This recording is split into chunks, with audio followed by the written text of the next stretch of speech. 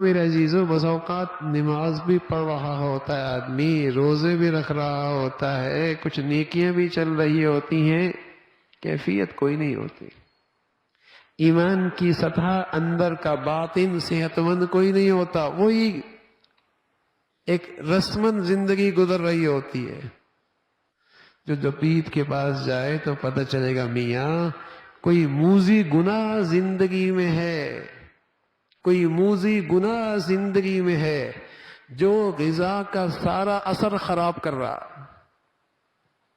غذا تو کھا رہا ہے، عبادات تو کر رہا ہے، کچھ نیکیاں تو کر رہا ہے، لیکن کوئی موذی گناہ بھی اس کی زندگی میں ہے جس سے سارا غذا کا اثر ضائع ہو رہا ہے،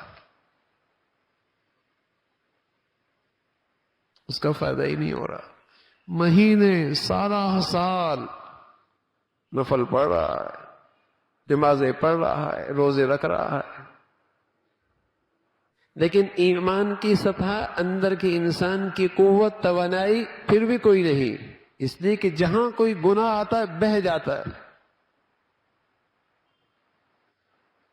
فرائض چھوڑنے میں ذرا بھی ہچکچاہٹ اختیار نہیں کرتا، اور نمازیں بھی چل رہی ہے۔ تو یہ اندر کے جو انسان صحت مند نہیں ہو رہا، ضرور کوئی موذی گناہ کر رہا۔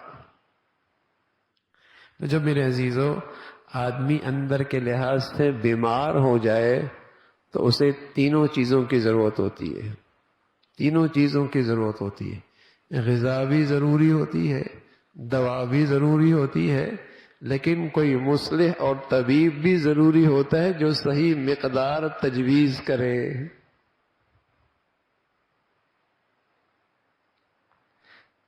جو صحیح مقدار تجویز کرے۔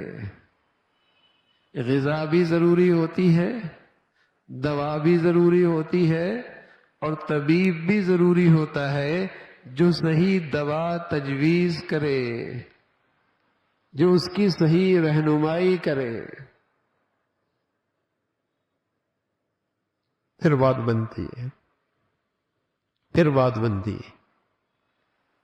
اس لیے جب آدمی اپنی اصلاح کی فکر کرتا ہے، اصلاح کی فکر کرتا ہے، تو اسے یہ مجاہدہ کرنا پڑتا، یہ مجاہدہ کرنا پڑتا کہ مجاہدے کے ساتھ اسے غذا کھانی ہے، دوا استعمال کرنی ہے، مجاہدے کے ساتھ۔ کم از کم مجاہدہ کیا ہے؟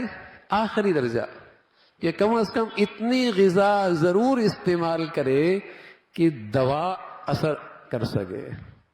خالی پیٹ کے اندر دوائی نہیں کھانی چاہیے، اتنی غذا تو ضرور کھانی ہوگی، کم از کم دوا اثر کرے، اور کم از کم غذا کیا ہے؟ فرائض اور واجبات پہ عمل کر، حرام سے بچے اور فرائض اور واجبات کرے، پھر ساتھ ساتھ دوا بھی استعمال کرے جو طبیب بتائے۔ وہ معمولات ہیں، صبح کے، شام کے، قرآن کی تلاوت ہے، ذکر و اذکار ہے، موت کا دھیان ہے، یہ معمولات ہیں، یہ دوا ہے۔ اگر دوا استعمال کر رہا، غذا میں سستی کر رہا، تب بھی صحت نہیں ملنی، اور اگر غذا استعمال کر رہا، دوا کو نظر انداز کر رہا، تب بھی بیماری ختم کوئی نہیں ہونی۔ غذا بھی استعمال کرنی ہے جو فرض کے درجے میں ہے۔ اب ایک آدمی تسبیح پہ تسبیح پڑھ رہا ہے، تسبیح پہ تسبیح پڑھ رہا ہے، تسبیح پہ تسبیح پڑھ رہا ہے، فجر کوئی نہیں پڑھ رہا،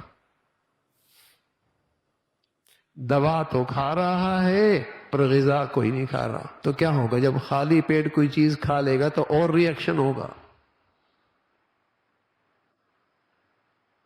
صدقے خیرات تو بہت کر رہا ہے لیکن حرام آمدنی سے توبہ نہیں کر رہا، تو کیا ہوگا؟ کیا ہوگا؟